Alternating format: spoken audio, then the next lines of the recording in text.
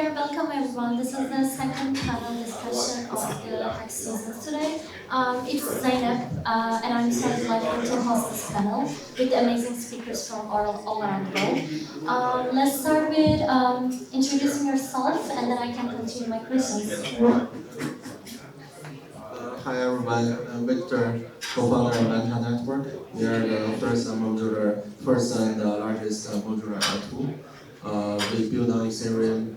At the early days, we focus on privacy, and 2 years before we pivot into a generic modular L2. Right now, just few different kind of use cases besides the ecosystem to grow the users in the emerging market.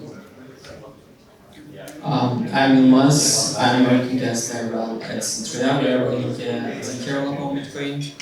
It's the first time happening on Bitcoin. Also, we have a trust minimized bridge with Bitcoin. It's also happening the first time.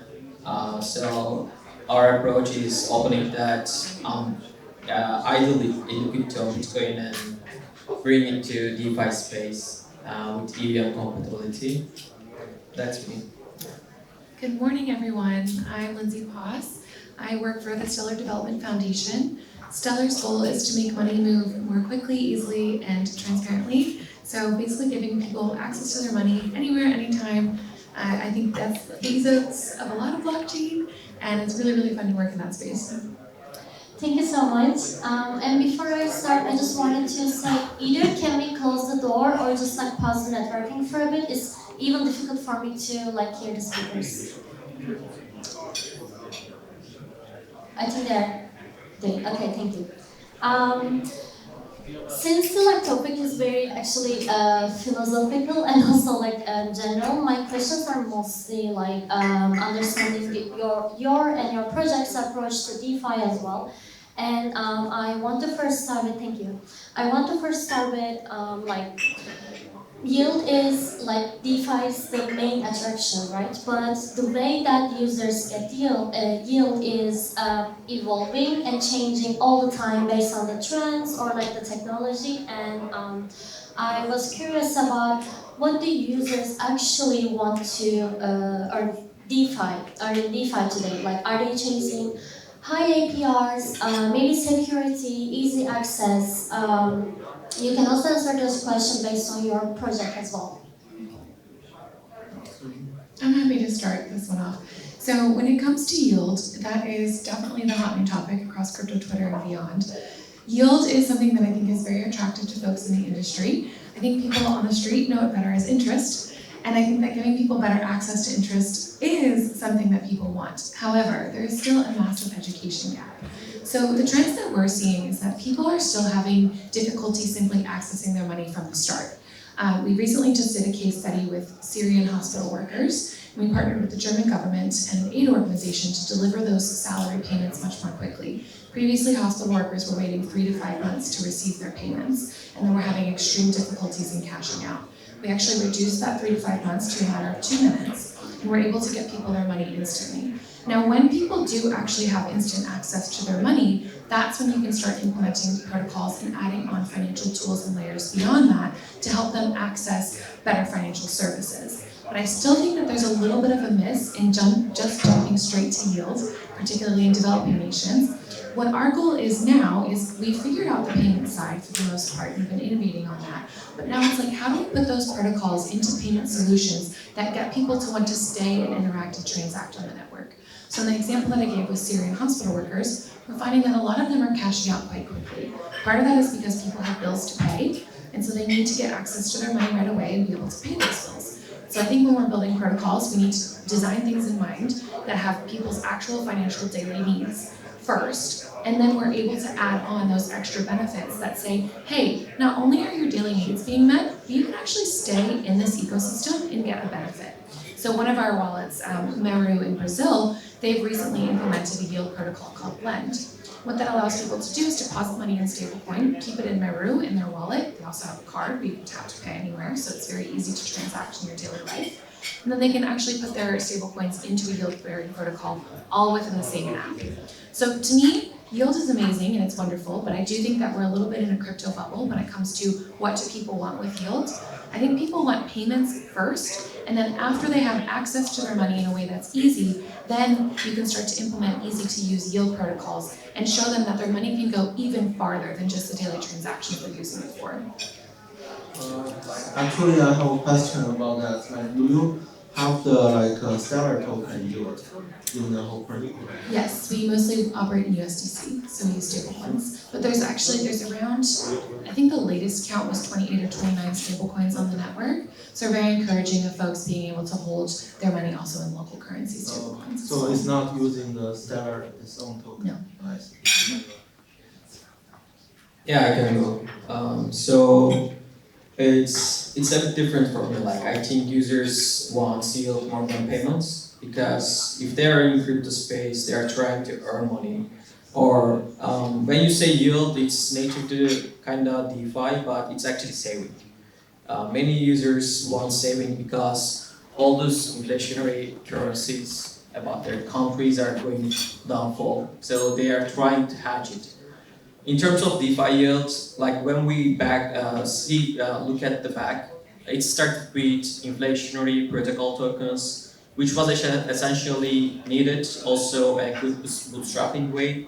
We saw it on Uni, Sushi, and other DeFi protocols. With this methodology, they were trying to attract the TVL, so users can trade more and more, and it will generate more trading fees, which is the actual yield. Inflationary tokenomics are not going to be a yield.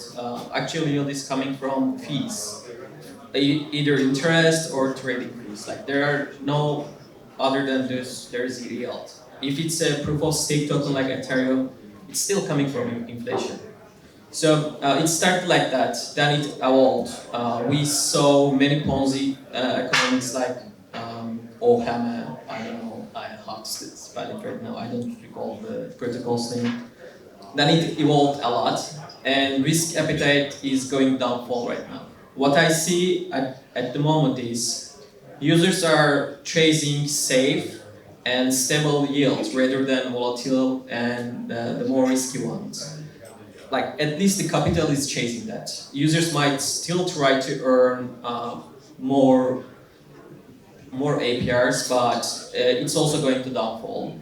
And recent trend is about pre-deposit vaults. So when you check how users are going to deploy their capitals, you see there is Turtle Capital, there is Veda Labs, Royco. This kind of pre-deposit vaults came out, and they basically offer the blockchains, the upcoming L1s or L2s, to that users are depositing first to these vaults, and these vaults are splitting their liquidity among these chains applications in terms of whatever foundation asks.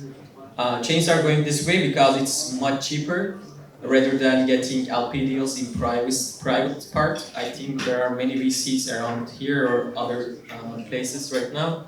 I think they all would also agree. Getting liquidity from users is much cheaper, and they are going this way at the moment. But still, it's also not sustainable, I believe, because all the spread deposit vaults are just saying that, okay, our token will be valued at this price, and you are going to get this huge APR, which is not going to happen probably, and we will see another phase of the yield. Yeah, I mean, I actually think a big difference. I think right now, users still chasing the high APR, but capital are more chasing the stable return. But capital is it's just very few people, but they control a lot of money. That's how the game works in this world. But general people, if they, I mean, the reason they evolve in DeFi is because there's 2,000% APY. This is only happen in crypto. Probably work for a week, for maybe 2 weeks, for months, but it won't sustainable for maybe 1 year or 2 years. But that's how it works. People still chasing it. Barachain is a good example. I think it's still working in 2025. It's going to work in future because there's token airdrop expectation. But I mean, we already passed that stage. Like we launched token, unfortunately.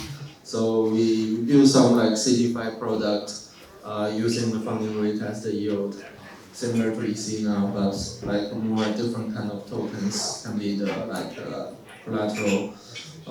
Yeah, I think like to get the real yield is not that easy to attract capital, but I mean this is how we should work after the TD. Thank you so much for all insights. Actually, my second question is very related to based on all of your like answers, because like when we are talking about DeFi, one of the things that first came to our minds is wallets. Because wallets are the first touch points of the DeFi users right now, and at the same time, the place where most of the people like struggling because of the UX, like broken UX, or maybe it is too complex. And I like my second question is like, what do you expect people to get from a wallet, especially in terms of the ease of the wallet or like security, compatibility with the other chains, and how is your ecosystem adapting those needs? Maybe I will start. Like I think actually I saw the news today. XRP is working on like EVM sidechain.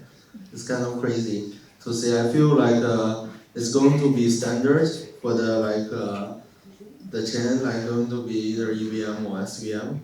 But I mean, I'm not sure. Like, there's definitely have lots of like projects really big and working on. I mean, move also to working on different program language.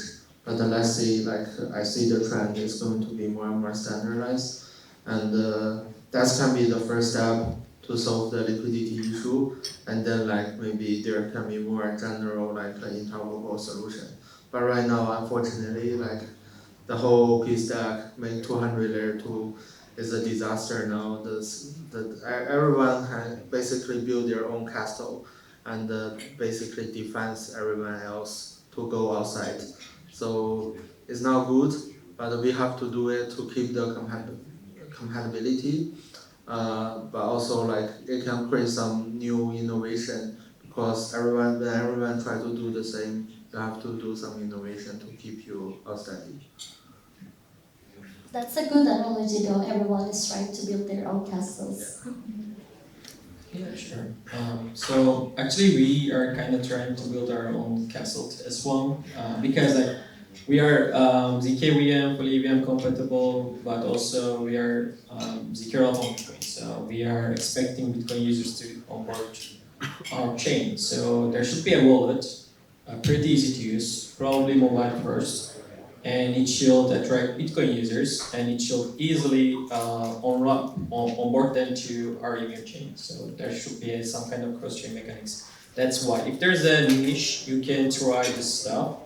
I think, as you said, wallets are the main touching point for users. I'm pretty like a power user of all those mobile and web wallets, and all of them have different touch points for users. So I cannot say, I think nobody could say this wallet is going to win at the moment, because recently there is a shift from protocols to launching their own wallets as well. Like it started with 1inch, right now Uniswap. They are all trying to capture the interface because it's in EVM actually. You as a protocol, you don't have any saying on the transaction sequencing. But if you are going to capture that interface as a wallet, then you can actually sequence those transactions coming from your RPC wallet integration. So that's why Uniswap is boiling. That's why other applications like Jupiter is also going to build its own wallet. All of them are trying to capture this interface volume. It's kind of similar with Robinhood playbook. They are trying to capture the transactions and order them for themselves. It's kind of like a sequencers of rollups, trying to map users in a good way, maybe, I don't know, to capture more capital. This is going to be happen like that. And what users want from wallets is it should be easy, it should be very simple UX and UI, it should be secure, obviously. Yes, so when we talk about interoperability, it means multiple things. And I would venture a guess that none of you here care about who is hosting a website when you log on. You don't care if it's an Amazon Web Service website or Cloudflare or anyone else. You want to log on to the website and have that user experience. So when we're talking about back-end interoperability, that's incredibly important. I would also say that interoperability is something that we talk a lot about in crypto, but we don't go into how that relates to TradFi as well. So interoperable doesn't just necessarily mean between chains, it also means interfacing with the entire financial system. And building those experiences for users is what I like to call a front-end experience. You've all alluded to it, but it's that touch point between the user and that whole world of financial systems and transactions, and honestly, everything built on chain, even things like content coins. So when we're building those experiences, it's very important to take a step back and say, does the user actually care if they're using the Stellar network or not? And the reality is, they don't. I wish they did, because if they did, then I would be able to have a much greater selling point for the Stellar network. But the thing is, they want an experience that is very, very simple to them, that is a couple clicks, that is useful, that allows them to unlock different tools and things that they want to be doing. And so for us, what we're really trying to do a lot of the time when we're connecting with real people and real end users is abstract away the complexity of the crypto experience. One of our major wallets that's built on the network actually has, it's majorly used in Argentina and has access to over 4,000 service utility providers. So people can pay their internet bill, their water bill, their phone bill from an app on their phone that acts like an account, a bank account.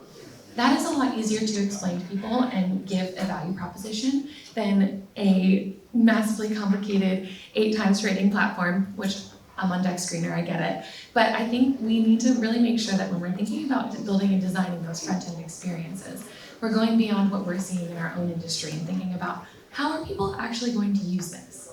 And so I personally, even as an end user, don't really care what a wallet is built on. I know a lot about crypto, and I know I work in this industry, and I know a lot about what I'm looking for. But at the end of the day, I want the thing that's going to work best for me, even as someone who's in this industry.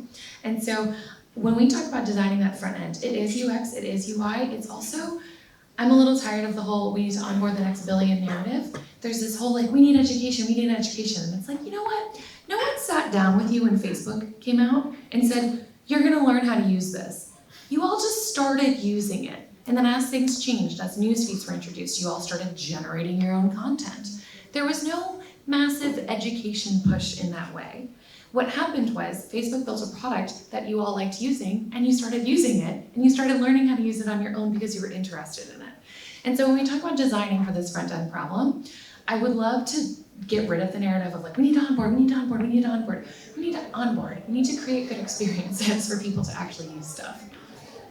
That's a really good point because I think like exactly one of the reasons why maybe we can't reach out to mass onboarding in a short time of period might be this broken UX where people just I don't know, like don't understand the necessities of the applications, but at the same time, like there are, like you said, some front-end developments where people like can figure out by themselves easily without like learning the whole pack of it, like Ethereum or like any other blockchain. And that's a really good point because my other question is also related to like trade-offs in crypto. Like I am very curious about your personal experience in crypto that the biggest trade-offs you face between decentralization and user experience and like how you are resolving those issues like in your company. I can go first. So I think major point is that DeFi is not well connected with TradFi at all. Even ramping through these on-ramp solutions are pain in the ass. There are high fees. Users cannot onboard directly with, I don't know, their bank account. In Turkey, you know, like there's probably going to be a new push about a law. You cannot transfer more than $3,000 in cryptocurrencies to outside of your bank account. It's insane. So still, those kind of regulations we need to solve to push decentralized finance more. That's the one thing. It's still like really hustling for me. If you want to on-ramp right now, you need to use a centralized exchange, which is completely insane when you think DeFi, right? it shouldn't be like that. There shouldn't be central intermediaries, but we need them right now. That's the one point I really want to see changed in time.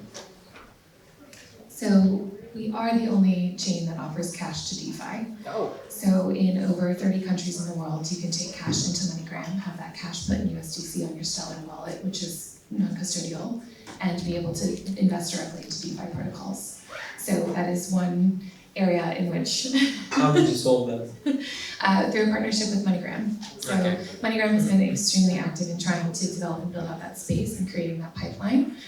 So that is one of the ways that we are also trying to reach people in places where informal economies tend to rule. So the cash DeFi pipeline, but in general, I am someone who on-ramps through a centralized exchange. And so that is a problem. And I think that the folks who can really work on the on-ramping problem are actually going to unlock a lot when it comes to particularly crypto native and power users. I think right now, we are in a stage, everything becoming Bitcoin.